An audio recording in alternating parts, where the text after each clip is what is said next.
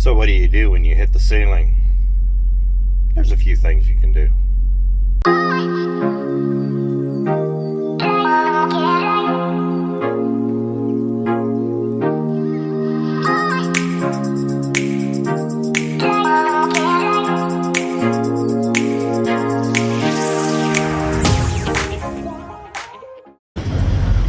Over here in Dyersburg, Tennessee today.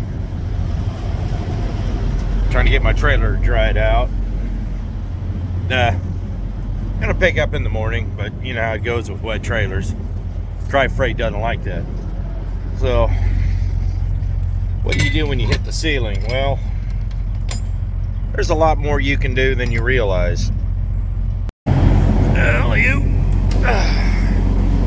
Still a little dirty down there, but this is all still wet. So, yeah. If you're drying it out, put it on continuous, and hopefully you got time to let it dry. The drying takes a while, but it's better to try to sweep it when it's dry than when it's wet, because all you'll do is mess up your broom and create a bigger mess. I hope that's a dog. That ought to do it. Yeah, I'll let it run for a few more hours. I'll turn it off tonight before I go to bed.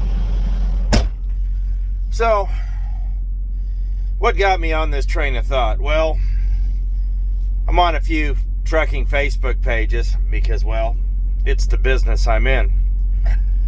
And I got reading some comments about, you know, getting your own authority and this and that and the other thing. And I realized that a lot of guys hit the ceiling. A lot of guys hit the ceiling prematurely.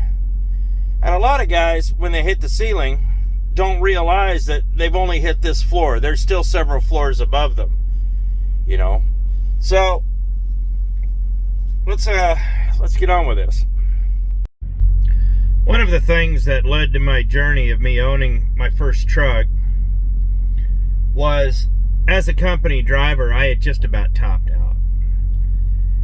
And it made me angry that they were hiring guys in brand new at half a cent to a cent less than what I was making. I'd put 9 years at the company at the point, and they're hiring guys fresh off the street, literally, with no experience, just college, a penny less than me. That tells me I'm not being appreciated. That tells me that they're getting desperate. So,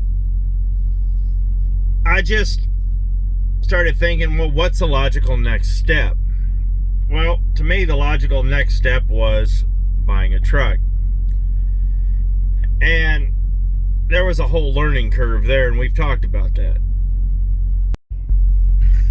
One of the problems that they had at the last company when it came to truck ownership versus you know, being a company driver, was they did their best to make the ceiling at the same height, low. There was a lot of low ceilings there. And they didn't tell you that there's a staircase to an upstairs. You weren't allowed up there, much like the main office. The walk-in policy meant you got into the foyer and ring the bell and hope somebody came and told you something. So, yeah, there's people wonder why I quit. So, I went and decided that that's what I was going to do. I bought the truck and all that. Well, I realized that I needed to go to a place with higher ceilings. What got me on this thought about hitting the ceiling, walls pay, and all that was an article that I read online about, you know, shipping rates. Are shippers going to regain pricing power? No. I don't believe so. For one main reason. And that's because, one, we'll never stick together. Well, there's two reasons, but one, we'll never stick together long enough to get anything done. But two, there's always bottom feeders. And battling these bottom feeders and regaining pricing power is not going to happen, because the bottom feeders have an idea, but their logic is flawed. And I'll explain that. Two of the most flawed statements that I've heard in the last 20 years that are no longer true is, well, we'll get the freight back. And once we get the freight, we'll raise the price. Once you set that bar, that's all anybody wants to pay. And to get people to pay more is like pulling hen's teeth. And because there are so many people willing to work for 60 and 70 cents a mile, the pay's not going to come up. And just like I told a guy online, I said, you know, for every one that washes out, there's 3 more willing to take the spot. And I don't understand the logic. It's just these guys seem to think that if they can get the freight, they can raise the price eventually. No, you're just going to lose that freight that you already weren't getting paid enough for to the next guy who's willing to run it for the same price or 2 pennies less than you were willing to run it for. I'll give you an example. There's one run that paid probably one of the best paying loads that I did that I'll never do again. Absolutely not. Because even though it's a round trip, they only want to pay me one way. And their logic is, well, it pays so well, you can afford to come back. No, I don't work for free. Well, because of that logic, they decided that even though there's only about 2 pallets on the truck, we got an empty truck, they were going to send me up to Melrose Park from basically Cincinnati to load paper back to South Dakota. And basically this was just to pay for fuel. I don't work for fuel. But I got, you know what? I was just like, whatever, let's do it. So I get this load, and this load pays me 69 cents a mile plus fuel, which wasn't hardly anything. And I remember thinking, never again. Absolutely never again. And to this day, I've never done that load again. Because I don't work for free. And I don't, when it comes to bouncing back from Cincinnati to South Dakota, I don't care what the load pays. The load paid me $3.25 a mile out. You split that in half. What is that, $1.70 coming back? Something like, it wasn't worth it. You literally cut your rate in half. And we don't play that game. So there's a whole bunch of things banging around in my head right now, and my OCD's going nuts. So when you hit the rate ceiling like that, you need to realize that you hit a predetermined ceiling most of the time. There's more money out there.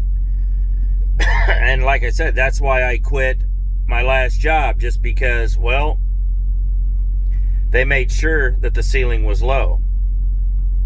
And I don't work for 69 cents a mile. One of the problems I had coming out on my own, well, buying my first truck, was I had a lot of preconceived notions about how things were supposed to be, about things I was going to do, and about trucks, trailers, and things of that nature. A buddy of mine talk about this at length from time to time, about the preconceived notions that these companies will put on some of these drivers to convince them that this is all you're ever going to do, this is the best you're ever going to do, this is the ceiling, and you can't do this without us. And what I've noticed is that a lot of people are buying into that. If they can keep you in a company mindset, they will. Now, we got talking the other night on another Facebook page. Guy posted a picture of 2 trucks for sale. 15 grand for the pair. Both of them Volvos. One was a pre-ELD. One was an 05. Wanted 15 grand for the pair. 1.2 mil on one, 1.7 mil on the other. And I was like, 15 grand. Now, here's the thing. The minute I said Volvo, half of y'all tuned out. Why? If you're looking for your first truck and you got 15 grand and there's 2 trucks being offered, they're shag, don't get me wrong. And you're probably going to spend an extra 5 grand getting one of them ready to go. But let me ask you this. Is that trailer going to care what is pulling it? Is that trailer going to care what's in the box? That trailer can be pulled by any truck. And that doesn't mean that truck has to be your forever truck. 2 trucks for 15 grand, I'll tell you what, pick the best one of the 2, sell the other one. You might even make enough selling the other one to pay that first one off. And you're already money ahead in the game. You might be able to, use some of that money to fix the other one. If you get a year out of that $15,000 truck, you'll and do it right, you'll triple your money. And you'll have enough money and a truck for a down payment on a new truck or a newer truck. This is the kind of forward thinking that I'm seeing lacking. Too many people bump their head against the ceiling and think that this is the only way they can do it. This is why leases are so popular. You can't do it without us. Yeah, they can. But they haven't been in the game long enough to know any difference. So they're capitalizing on people's ignorance. Now, when I say ignorance, that doesn't mean these guys are stupid. Don't get me wrong. It just means they don't know enough to admit they don't know. And companies love that. Now, don't get me wrong. I'm not anti-company. There's a lot of good companies out there. And believe it or not, every now and then, not so much anymore, but there's been some good leases out there that actually were designed for the driver to own the truck. The majority of them are not.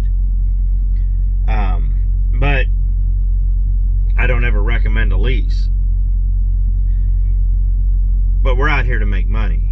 So these guys think that with a no money down lease, like I've said before, this is a shortcut to truck ownership. It's a way to get them in the door in the business as an owner-operator quick.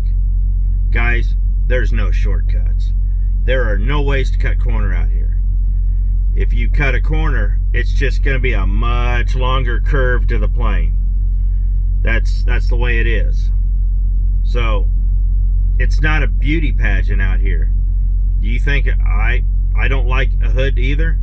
Much as I hate to admit it, as ugly as this new truck is, because it's not my forte, as much as I kind of about it, this thing has been a moneymaker. Just in fuel alone, I'm bringing home probably an extra $500-600 a week. That's a lot of fuel.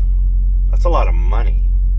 In fact, this thing's getting mileage to the point where I'm actually having to fight getting diamond status every month at the Loves. It's getting great mileage. Goes down the road straight. It does everything it's supposed to do beautifully. But guys, we're out here to make money. We're not out here for a beauty show. The pretty truck comes later. I had my pretty truck. Now I got my money truck. And I hope one of these days, maybe I'll have another pretty truck someday. But right now, I got my money maker. Don't get hung up on things like that. You know, if you got 15 grand and you can afford a truck that's DOT legal, and you got somebody that'll work it, go for it. Yeah, you're going to have problems. I would not recommend horsewhipping that truck. But I'll tell you right now, if you get a good year out of it, you're money ahead. So what does this have to do with the ceiling? Well, you don't want to place artificial limits on you. Now, trust me, you do get to some jobs, you can only go so far. That's it. Once you hit a certain point in a job, that's it. So, I know a lot of you guys are going to ask me, why haven't I got my own authority? That's a valid question. And I think that day is coming one of these days here, probably in the next 2 or 3 years. But at this particular moment, there is no reason for me to get my authority. Would I make more money? Absolutely. And you're like, well, what do you mean absolutely? My authority cost, my insurance would double. I would have to hire a bookkeeper. I'd need to set up an LLC. I mean, there's all sorts of things you need to do, because if I get my own authority, I essentially am getting a legitimate business put together. And there's a whole bunch of things I would need to do. And there's a bunch of things my accountant would want to do. So I did the math one time and figured out at the current percentage, I would make probably an extra $20,000 to $25,000. All of that would be eaten up by administrative costs. So at the end of the day, I'd be ahead $1,000, maybe $1,500. Is that worth going through the headache? For me, it's not. For some people, it might be. And for those guys, I say go for it. I mean, they're like, well, what if I lose? What if you don't? Can't think like that. Quit worrying about what if I lose. Quit having a defeatist attitude. You guys can do it. And if you fail, that means you failed on that aspect, but that doesn't mean you're a failure. Just figure out what happened, tweak it, and try it again. It's all about perseverance. A lot of these guys think that once you become your own boss, it's going to be easy street and the money's going to flow in. No. There's a cost to the next level. The next level requires more work. As a company driver, I never had to work this hard because I didn't have that much responsibility. Seriously. I mean, what was I responsible for? I drove the truck. They paid for the fuel. They paid for everything. The truck broke down, they paid for a hotel room. I had no skin in the game. I've got a lot of skin in the game now. So that means that my investment needs to be more. So I work a little harder. But once you get to a certain level and you move up a rung or two, you start learning how to work smarter. Now, here's the thing. There's a lot of competition out there.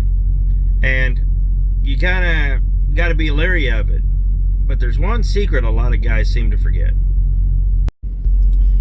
I remember a multimillionaire entrepreneur saying this one time. They talk about if you hang out with 5 rich people, you'll be the 6th. If you hang out with 5 broke people, you'll be the 6th. He said, but he said he was sitting in a restaurant looking around, and he said, had a friend of his was with him who had made it. He said, look around. He says, this is all your competition. He's like, yeah. He said, but if you keep to the grind, he said, in 3 years, they won't be. Guys get to a particular level and they get comfortable. I kind of have myself. They don't ever progress. And I'm getting ready to really look into making a new move. And so I'm kind of gearing up to go to the next level myself. Well, this guy realized that 5 years later, these guys, they weren't his competition. So don't worry about competition. It's really a non-issue out here. Just keep pushing, keep pushing, keep pushing, keep working, and learn how to work smarter. Working harder gets you a long ways. Add a little bit of intelligence and common sense to it, you can go a little ways further. Because I'll tell you what, a lot of people get to a level, they get comfortable. And these are the guys that eventually plateau and then start going like that. This is a fluid industry. The way you did it 5 years ago is not the way you do it today. So as you're looking to go to the next level in this business, ask yourself a bunch of questions. Is this what I want to do? Where do I want to be in 5 years? Is my business plan solid? Is it sustainable? What are my long-term goals? Just go. When buying a truck for the first time is a frightening adventure, getting financed for that amount of money is even worse. You know, when I got financed for that first truck, it was crap.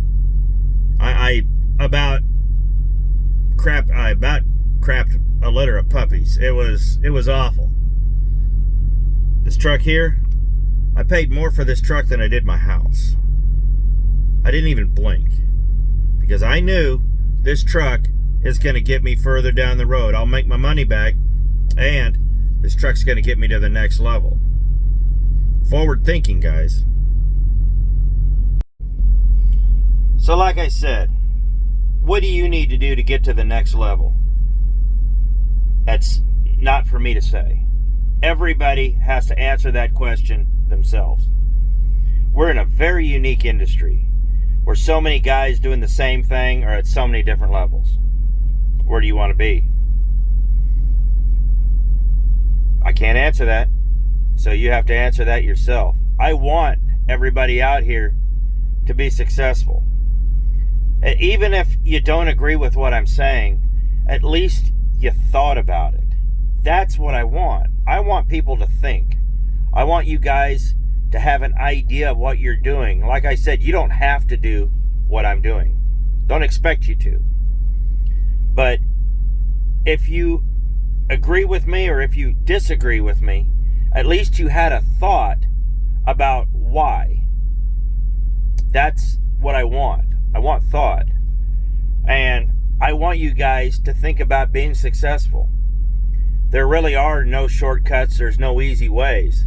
But I'll tell you this, if you figure it out, it's really quite rewarding. I didn't always get this much time off. I didn't always have this much money in the bank. I didn't always own my own truck. These were steps I took to make it. And these are steps you guys can take too. I want you guys to take them. If you're feeling confident, if this is something that you want to do, I encourage you to go for it.